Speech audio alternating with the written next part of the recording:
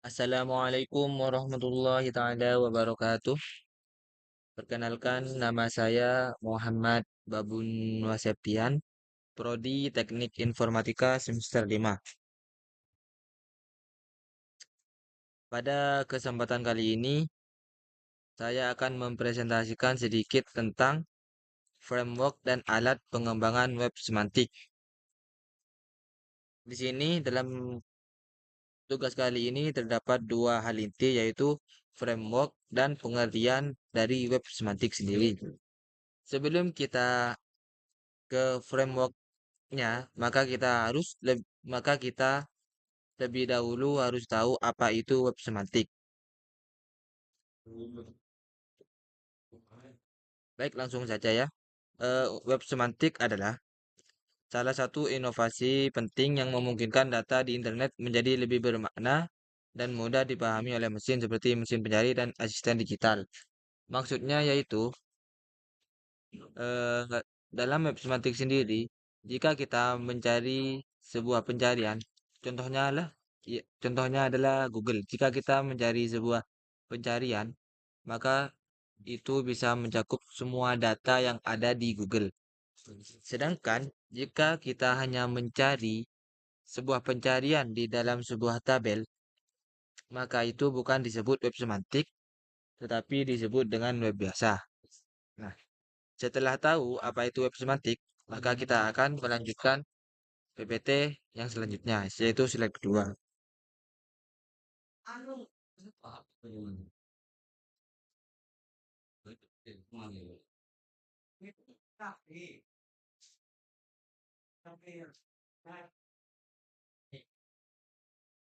Yang selanjutnya yaitu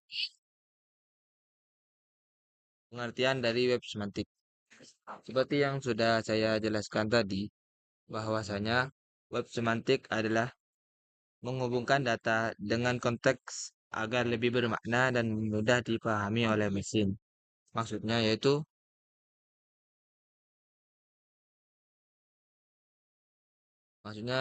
adalah untuk membuat data lebih mudah dimengerti oleh mesin, bukan hanya manusia.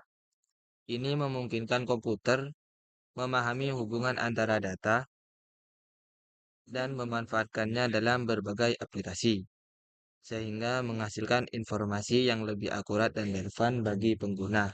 Seperti yang saya sebutkan tadi, yaitu contohnya ada Google.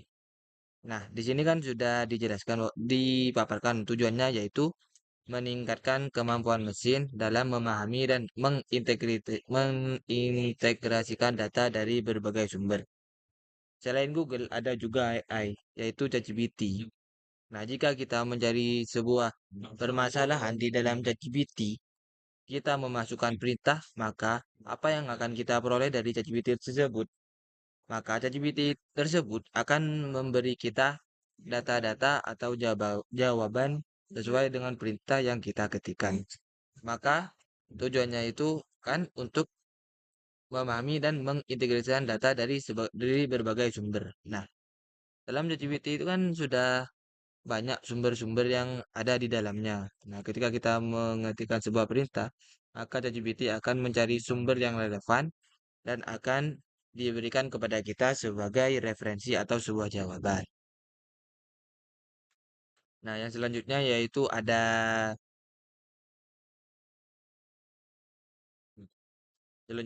ada manfaat web semantik. Di sini yang pertama memperbaiki pengalaman pengguna. Maksud dari memperbaiki pengalaman pengguna yaitu ketika kita berbicara dengan web, maka kita sudah tahu apa itu web. Jika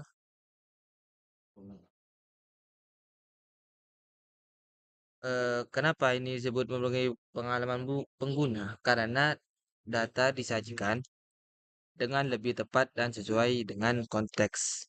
Yang kedua yaitu ada meningkatkan aksesibilitas dan interoperabilitas data.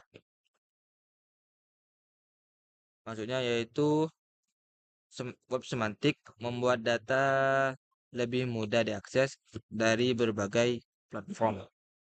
Yang terakhir yaitu ada memudahkan pencarian dan penemuan informasi. Data yang bermakna memungkinkan mesin pencari menampilkan hasil yang lebih akurat sesuai dengan kebutuhan pengguna.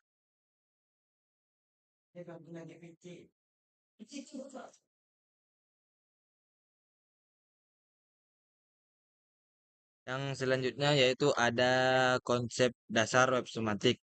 Di sini ada beberapa konsep dasar yang kita bisa pelajari sebelum kita lebih jauh apa itu web semantik. Nah, konsep dasar ini sangat penting kita untuk dipelajari atau ditahu. Yang pertama yaitu ada ontologi, yang dimana ontologi sendiri adalah struktur atau representasi pengetahuan. Ontologi yang merupakan struktur untuk menunjukkan hubungan antara konsep-konsep tertentu. Yang kedua ada RDF, Research Description Framework, yang mana adalah model untuk menyatakan informasi tentang sumber daya web.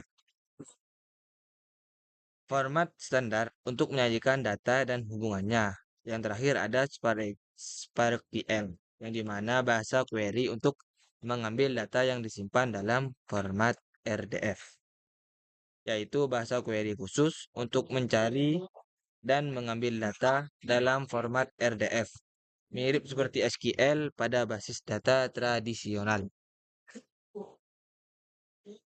Nah, setelah kita ketahui apa itu web semantik, maka kita akan memberitahu framework apa aja yang digunakan pada web tersebut.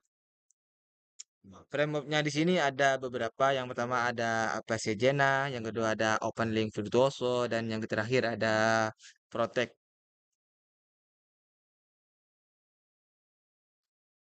Untuk mengembangkan web semantik, ada beberapa framework yang banyak digunakan, seperti yang tadi saya sudah sebutkan. APC Jena, framework untuk membuat dan mengelola ontologi serta mengelola RDF dan SparkQL. Framework open source yang berguna untuk mengelola DLR dan sering digunakan pada aplikasi berbasis Java. Dan yang kedua yaitu ada OpenLink Virtuoso, sistem manajemen basis data untuk menyimpan dan mengelola data RDF. Merupakan sistem manajemen database untuk data RDF dan SparkQL. Dan terakhir ada Project, adalah alat pengembangan ontologi yang menyediakan antarmuka untuk membangun, berbagi, dan memvisualisasikan ontologi, yaitu alat yang digunakan untuk membangun ontologi dan hubungan yang digunakan untuk menghubungkan antar data. Nah, selanjutnya yaitu ada alat pengembangan untuk web semantik sendiri. Selain framework juga ada beberapa alat pengembangan web semantik yang populer.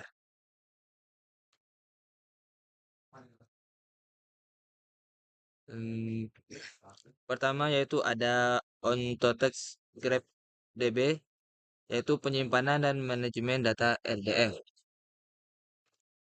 yang mendukung penyimpanan dan query RDF.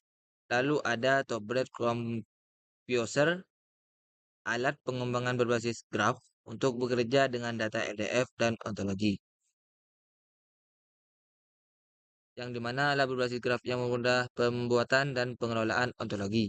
Dan yang terakhir ada Allegro Allegro Graphs, basis data graf untuk memproses dan menganalisis data RDF. Basis data graf untuk analisis data RDF yang kompleks, sering digunakan untuk analitik data yang memerlukan hubungan antar data.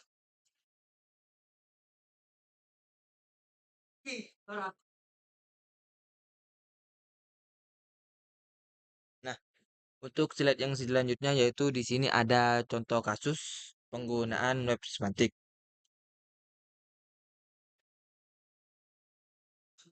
Web semantik sudah digunakan dalam berbagai aplikasi. Contohnya, linked data memungkinkan data dari berbagai sumber dihubungkan, seperti menghubungkan informasi dari Wikipedia ke aplikasi lain. Ya, materi apaan? Untuk yang selanjutnya yaitu ada contoh kasus penggunaan web semantik. Kita lanjut ya karena tadi masih ada kendala.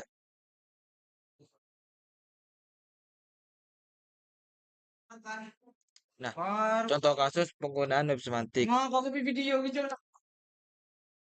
Web semantik sudah digunakan dalam berbagai aplikasi. Contohnya Linked Data memungkinkan data dari berbagai sumber dihubungkan, seperti menghubungkan informasi dari Wikipedia ke aplikasi lain.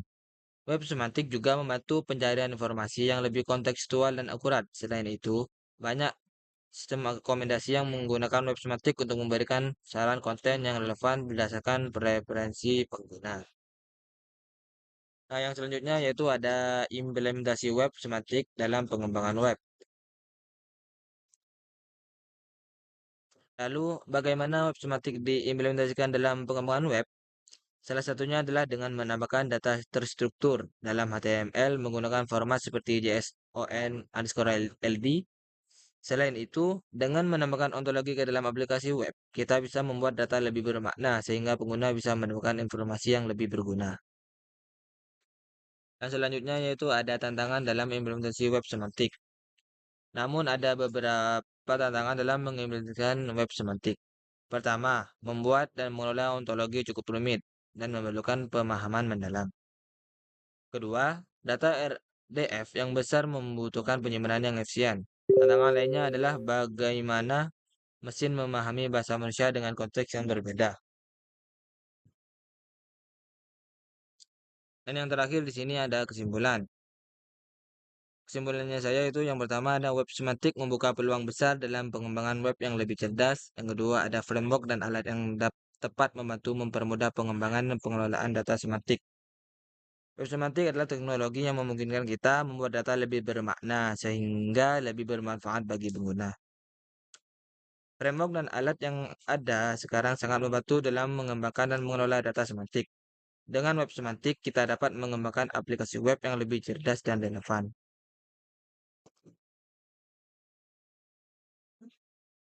Mungkin hanya itu yang dapat kami berikan untuk presentasi pada kesempatan kali ini.